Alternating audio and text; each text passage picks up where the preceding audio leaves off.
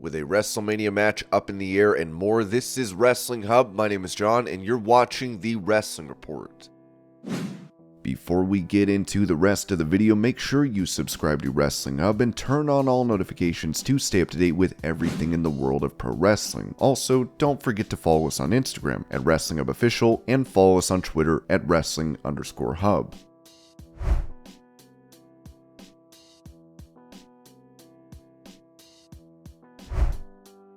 With the Guns recalling their AEW tag title victory over the Acclaimed, Austin Gunn said to the Wrestling Perspective podcast, "I'll just say this, it's a very different feeling when people root for you. You have an underdog story, work hard, the fans are behind you, win the championship titles, and everybody cheers. We did not get that experience. We got the total opposite. When the fans hate you and want anything besides you to win the AEW Tag Team Championships, and we get the 1, 2, 3 from the referee, you hold your hand up, and I look at Colton, and he's the only one in the arena happy for you, and you look around, everybody's in shock, flipping you off, screaming profanities at you, and almost coming over the barricade. It's a different feeling. It wasn't, oh my gosh, we finally did it. I mean, pardon my French, it was an F you guys. We told you from day one this was going to happen. We told you we were going to beat the Acclaimed. We told you we were going to beat our dad. We told you this would happen. And when we ripped their hearts out from there, like their best tag team, the Acclaimed, it was the best feeling for me, but a different experience." Colton Gunn added that Austin covered Bowens, we got that 1, 2, 3 and we won. We did it. Got them all. We sucked the air right out of this building. I hate every single one of you. My brother and I were the only people who believed in each other and were standing on that ramp. It didn't hit me until a couple of days later that we were the tag champs. We did it, and we proved everyone wrong.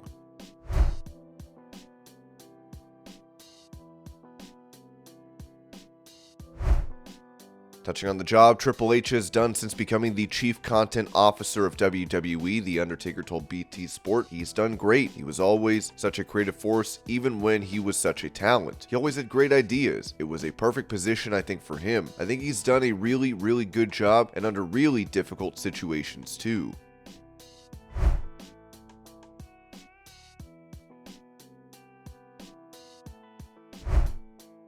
Speaking to Odyssey's The Beat 98.5, The Undertaker was asked about his life after retirement from pro wrestling, to which he said, "It's been difficult. That character was such an important part of my life and career. Just being not able to perform again, that's my passion. In my mind and heart, there's nothing I'd rather do than be in the ring and performing. That's who I am and what I have done for 30 plus years. I had a great run. My time is done, and it is time to do something different."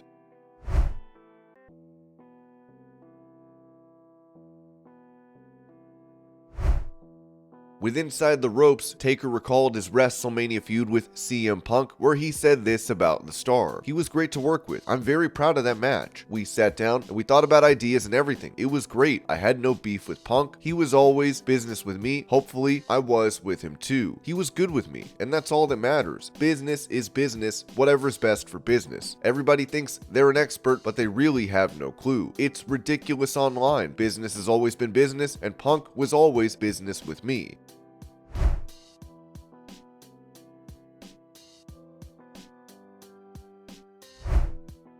Talking to Stadium Astro, Cody Rhodes mentioned his potential schedule after he beats Roman Reigns for the world title, saying, "It would mean validation. I've made a great career out of proving people wrong, and I've taken the attitude as of now about proving people wrong, especially this new audience with WWE that has really warmly welcomed me back. A whole new audience that kind of pairs well with the independent audience I was able to bring over and hopefully bring as many folks as I could. They pair so well together. It's vindication for both those who are just in it now. This is their first ride with the American Nightmare. They like what they're seeing. Then it's vindication for those who have been there every step of the way. Like the song Kingdom says, I'll follow you till the end. When is the end? Is the end when I win the WWE Undisputed Universal Championship? Or is the end when I win that title and then take it every single place I can possibly take it and excel and deliver on a level that no champion has done in years? I want to cut a schedule like Bret Hart, like Ric Flair. I want to do something very different than modern champions have done, where there's a bit of a less is more schedule. I want a more is more schedule. It would mean vindication for me."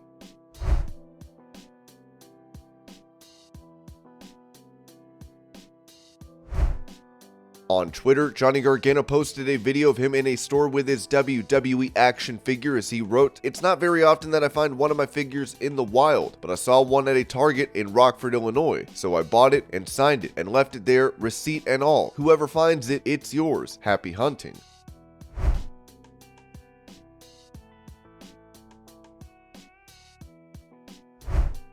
Speaking about the Boneyard match in WWE, Kurt Angle revealed this on his podcast about possibly being involved in a cinematic bout. What I loved about it is it was pre-recorded. I think that those guys, the sky was the limit with what they could do because every spot could have been filmed at different times. I think that was brilliant because at the time, Undertaker was coming back and he's getting older. I think they did the right thing. I could do that. I'd be game for that. Don't get me wrong, I'm not going to do it every year, but if I'm going to do a match, I would want to pre-record it and I would want each spot to come whenever I was ready to do it. There's nothing wrong with doing matches like that, especially if you're going to put them on TV. I mean, having a match where you just do it all in the ring and you do it live in front of people, that's one thing that's really impressive. That's the most impressive match you can have. But having a match where you have spot after spot taped at different times, you put it all together, it's still a wrestling match. Now, don't get me wrong, you're cheating a little bit, but it's still going to come across incredibly well. That Undertaker AJ match was awesome.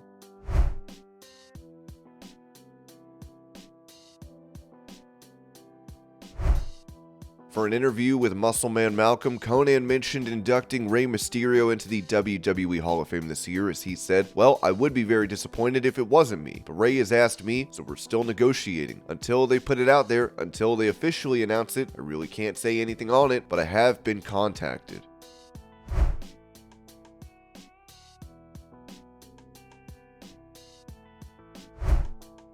For that same interview, Konnan discussed Dragon Lee winning one half of the AAA tag title from FTR and then announcing his departure from the company and signing with WWE, saying, obviously, WWE had to ask permission to come film Dragon Lee announcing that he would be joining their company, and I've always been a big fan of, no matter what political issue, what political problems there are between promotions, and yeah, we'll back a promotion if we have to, but I don't want to get mired in political I don't want to know that, oh, well, you don't work with him, you don't want me to work with him. I think everybody should work together because if you're outside WWE, who's a mega monster, they're like McDonald's, Walmart, you know what I'm saying, and everybody else should be working together. You know why? For the benefit of the fans. For that, and you're going to make money because if you put matchups people haven't seen, they're going to pay to see it, so you're making more money. The boys get an extra payday and the fans are happy. It's win across the board.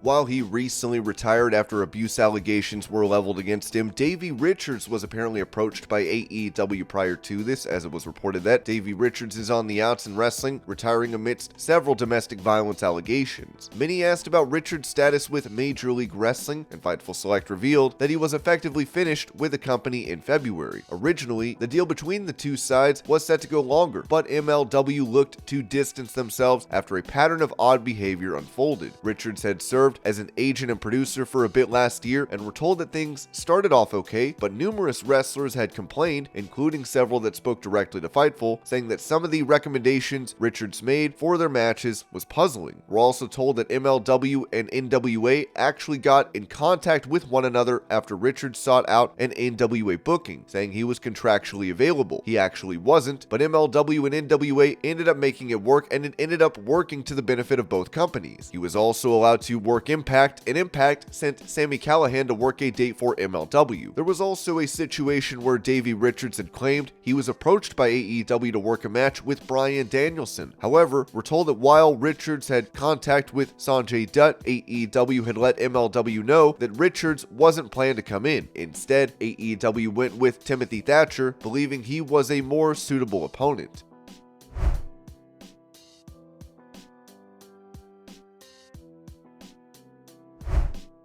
Speaking to Sportskeeda, Austin Theory heaped praise on Jey Uso for his performance in the Bloodline. As the US champion said, "Look at where Jey's come from in the past, let's even say 2 years. The level that he's on. He's always been on a great level, but you just see him shining, and honestly, man, I know they say there's nobody that can take those titles from Roman, but it could be someone standing right next to him. That's all I'm gonna say."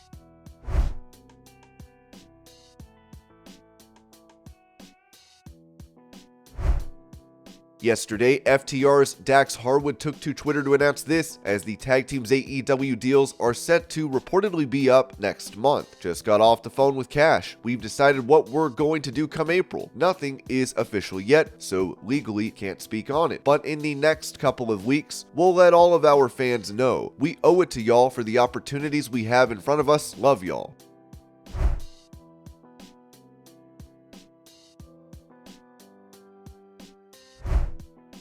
During a Q&A session at Planet Comic Con, Mercedes Mone said this about possibly facing Mickie James. I'm waiting for the bag. I'm waiting for Mickie James. Absolutely do I want to wrestle Mickie James. Mickie James is one of my legit idols. I definitely believe in 2023 that I can definitely make that dream come true. I definitely would love to face Mickie James and retire her ass. Send her back to that rodeo and ride that horse. Bye, Mickie.